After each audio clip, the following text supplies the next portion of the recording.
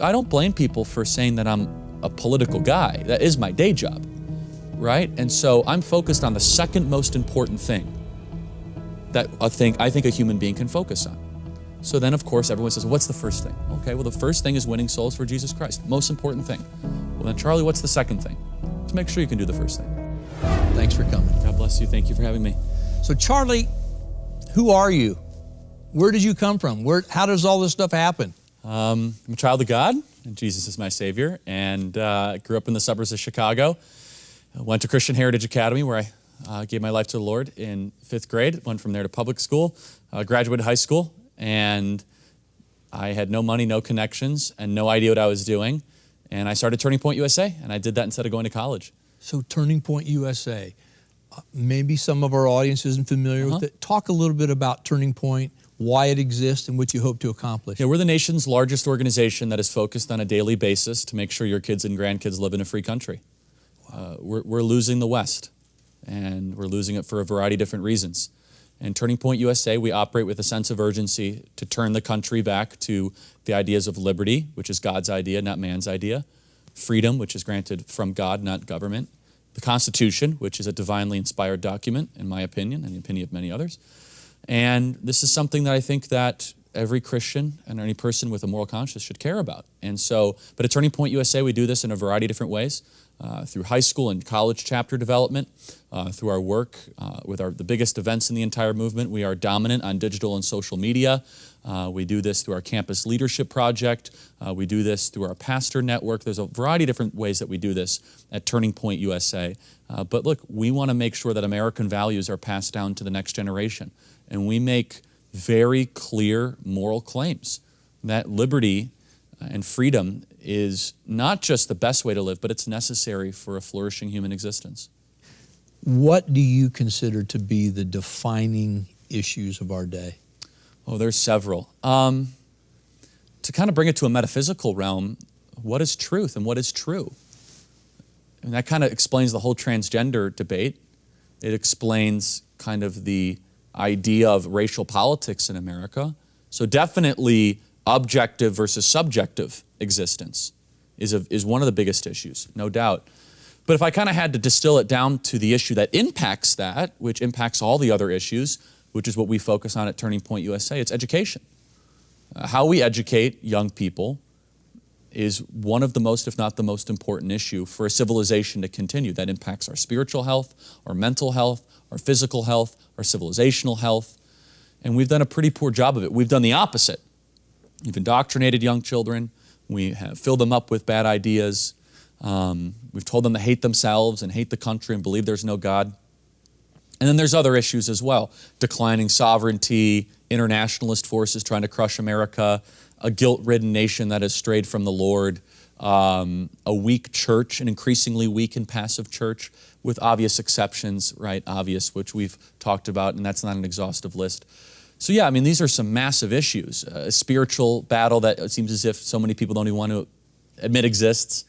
So I could focus on any of those, but that's definitely a starting point. So it seems like when most people identify with you, rather than immediately say, well, he's a religious person, they refer to you more as a political person. And yet, faith is central to who you are, what you do, and I'm not going to say your politics are formed from that, but your life approach is basically biblically based. Yeah. So how does someone who is so biblically based find themselves in the midst of so many controversial political things? How has that emerged, Charlie? Or how has your voice found its way into those places? Yeah, I've been a Christian since 5th grade, and I've always just kind of been a political animal. I've just kind of enjoyed trying to call out lies and deceit and, untruth and mistruths, I guess you could say. And I don't like bullies, and I don't like the strong terrorizing the weak. I've never liked that. And that's a moral claim, by the way, that comes from the Bible. So politics kind of puts all that together. I will be honest, though, in 2012, 13, 14, 15, 16, I felt a lot more passive about talking about my faith because I was kind of told not to, both by pastors and politicians. Wow. If you think about it, pastors are like, don't you dare bring that in here. Don't bring it in the church. I grew up in a church environment that you do not talk about politics. You do not talk about philosophy. You just talk about the Bible. We just do the gospel. That's it.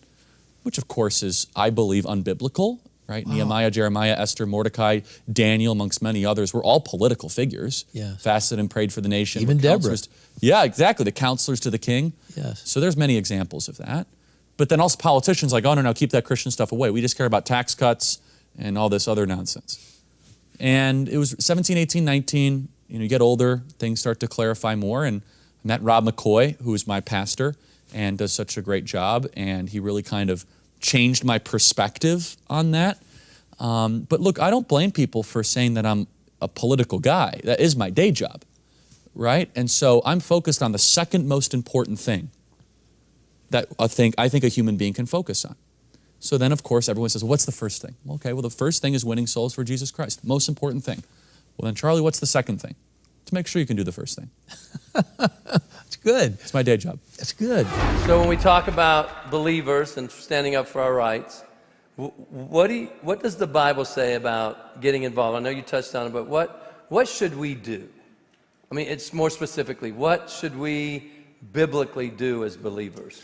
Yeah, and some people believe that the church or Christian should not comment ever about local politics or about being a citizen. They say, all we do is the gospel and we don't get engaged in those sorts of things. Well then, there's a lot of verses that they're going to have to explain with that sort of a position. Jeremiah 29:7, demand the welfare of the nation or the city of which you are in, because your welfare is tied to your nation's welfare. That's the Lord speaking in Jeremiah 29:7. Now, in every church you'll go to, you'll probably hear Jeremiah 29:11, which is one of the most quoted scriptures, for I know the plans I have laid in front of you. But rarely do you hear about Jeremiah 29:7, which is a commandment to care about what's happening in the local nation or city. Not to mention Daniel, Esther, Mordecai, Nehemiah, Jeremiah, and let's just focus on Daniel in particular. Daniel fasted and prayed for the well-being of the nation that he was in.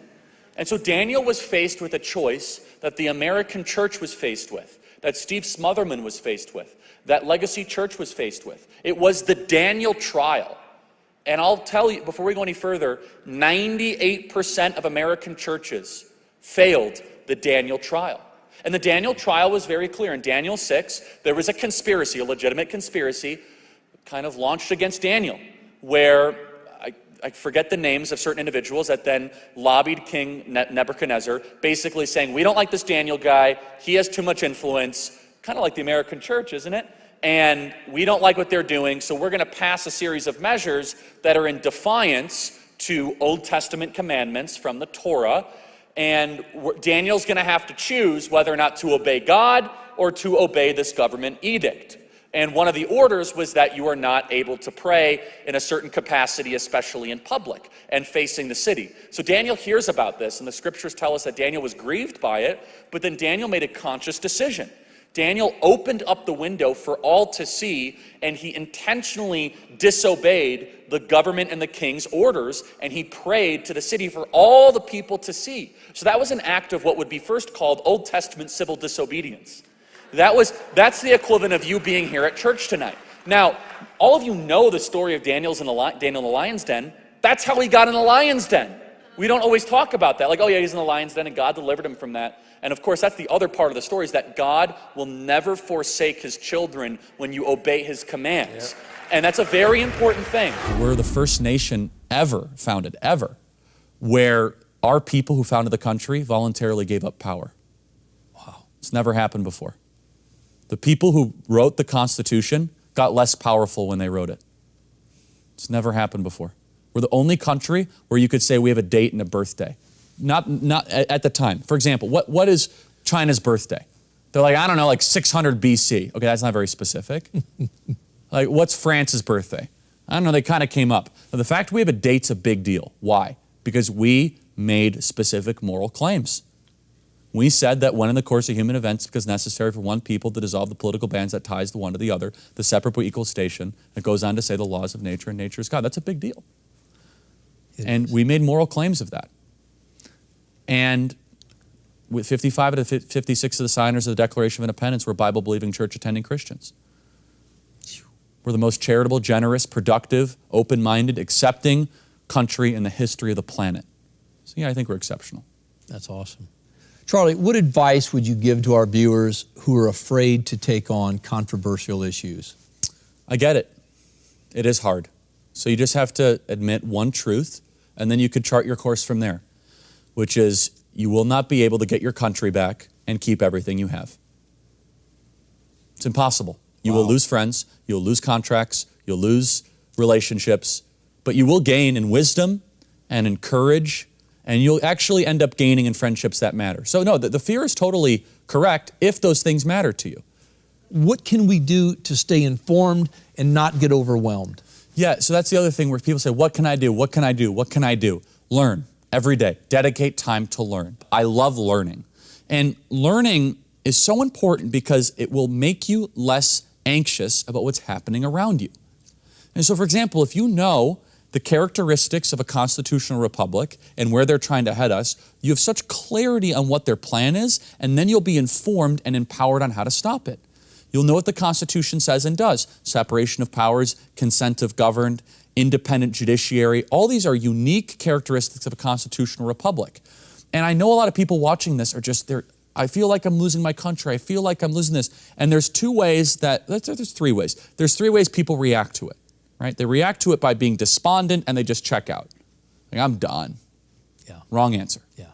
Daniel fasted and prayed for his nation. Jeremiah 29:7. Which is demand the welfare of the nation of which you are in, because your welfare is tied to the nation's welfare. Wow. That's the Lord speaking. Wow.